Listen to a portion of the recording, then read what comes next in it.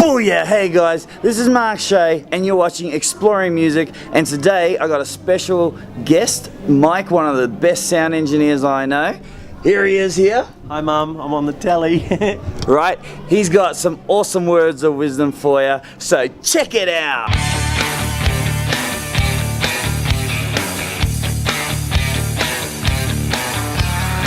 I work for DW Sound is run by two blokes, Dan Webb, he's the DW, and his business partner Heath bought into the company, I think it's about 10 years ago. I've been with them best part of 6 years. Yeah. So Heath and Dan run the company. Yeah.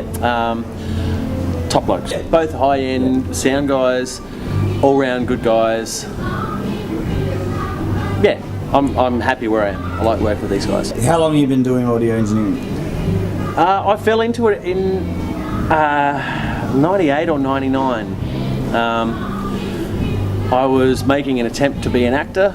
I was kind of making a bit of a living, but not really enough to feed the dog, to be honest. I did a show and get along really well with the sound guy that was supplying audio for it and looking after it, and he kind of, after the show, he went, "Do you want to come and have a play sometime?"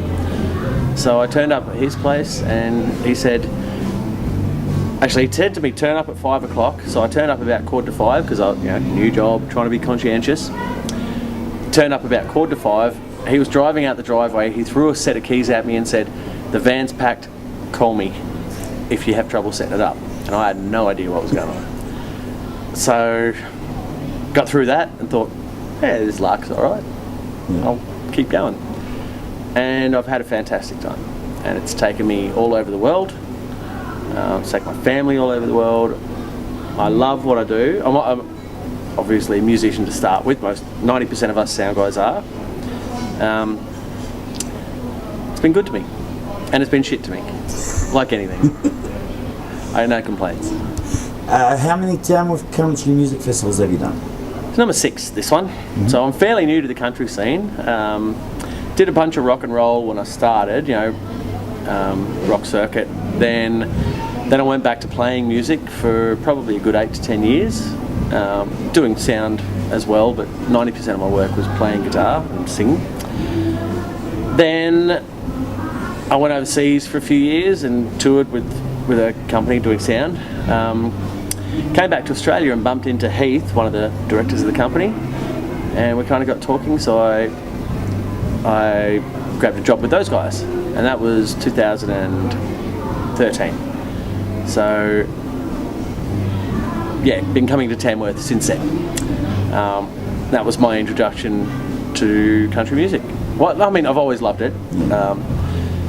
Grew up with my best mate growing up is a country music aficionado, loves it, and and he sings and plays guitar. He's the real deal.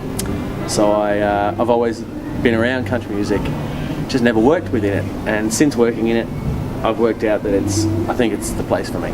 I like it. Awesome. So what's the best part of the festival for you? Well, I can't say the drive home. But we're all knackered by then. All us soundies, we're knackered by then. The best part of the festival for me definitely is the shows with Luke O'Shea. Every show there's a special moment. He's not paying me to say this, but go see Luke O'Shea. $50. It's a great show. He's fantastic. I get some really cool shows in here. I've got Lonnie Lee every morning, which he's a genuine living legend, so every morning I do a show with Lonnie and it's fantastic. Then afternoons kind of vary, but quite often Luke. Night times, anything could come at me.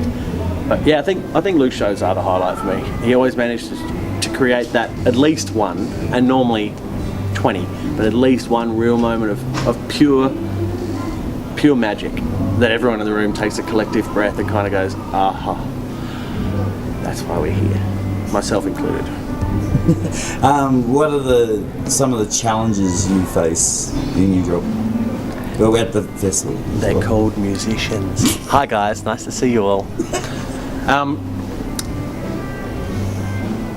Not here. I mean, a challenge is a challenge, and everything's there to be overcome. Time constraints, lack of sleep. Otherwise, Tamworth's a great gig. I enjoy it. I do lots of major festivals all over the country, and compared to that, this is cool.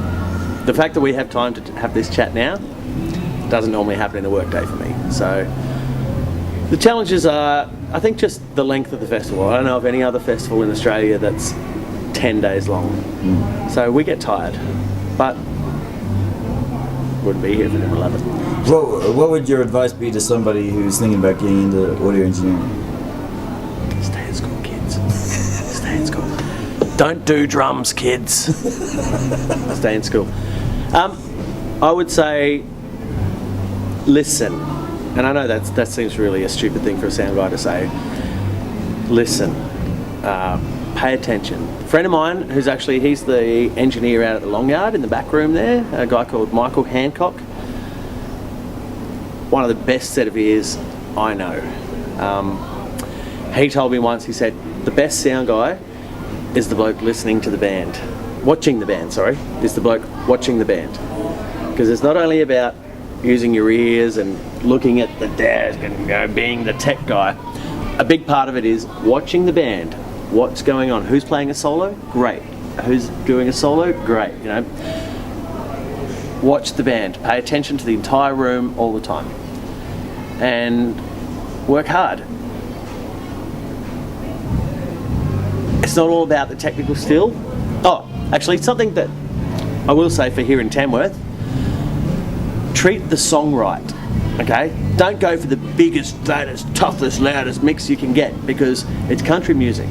Treat the song how the song should be treated, because it's really important that the song should speak for itself. We want the story, and we want the song to be treated right. If it's a cool, quiet song, don't go, make it louder. Give the song what the song needs. And I think that's not just country, but you could put that across the whole gamut of sound. The room, the room and the song and the crowd are really important. That'd be my advice. So are you looking forward to coming back next year? I'm always here, man. You'll never get rid of me again. You're gonna have to try a whole lot harder. It's gonna take more than a camera to get rid of me. Now that we've moved into the age of digital desks and that, what's your views of the analog versus digital? Took me a while to come around, because I did start in the analog era, obviously. Little grey hairs, I don't know if you can see that. Fantastic. It took me a while to come around, and I think it took a while itself to come around, the quality. But you're digital all the way. So much. Actually, this is not. Can I just trip back to the last question? For young guys, yes, you have the ability to do everything with these digital desks. You don't have to, kids. You don't have to. Okay? Let it breathe. Those people that come in and put compressors on every single channel and this on every single... Let the song breathe. Especially if they're good musos, they'll do it for you. So, I love digital. I still love analog.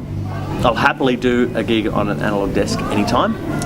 But digital's definitely made it a whole lot easier, and my back will tell you it's a whole lot lighter. So, just because you've got the technology at your fingertips, you don't have to use it. But I'm into it. I like it. And for gigs like Tamworth, I can mix a band, get it to the point where I'm happy, save that. When they turn up next time, bang, we're exactly where we left off. So, yeah, I'm a convert, and I love it. I think it's great. I'm sure that you've seen many things and experienced.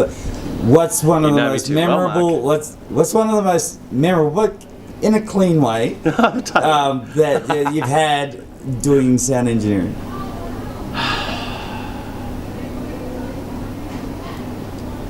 It doesn't have to be clean, but it's like... No, it's a toughie. Not just to remember a clean one, kids. There's always magic. there's always something in every gig. You just got to look for it, and you got to be receptive to it. I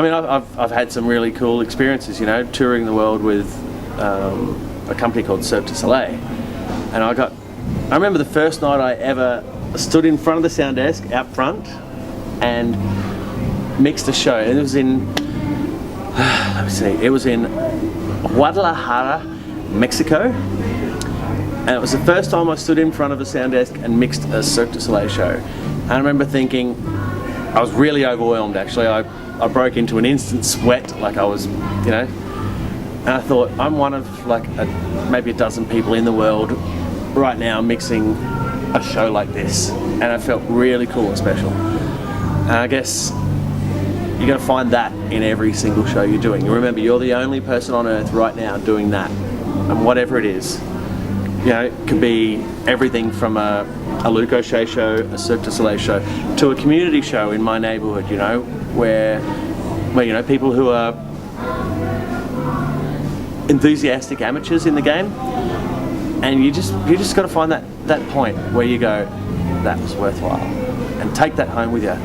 Otherwise, like any job, you end up going Burko. You know what I mean? Yeah. You know what I mean?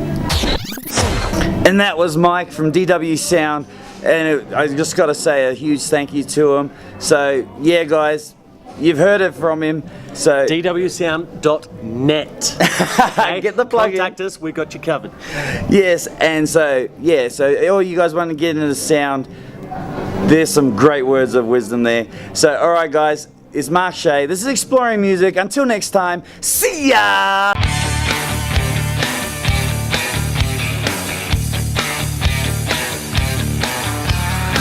This episode of Exploring Music is brought to you by Lag Guitars and Conceptual Creative. Check them out today.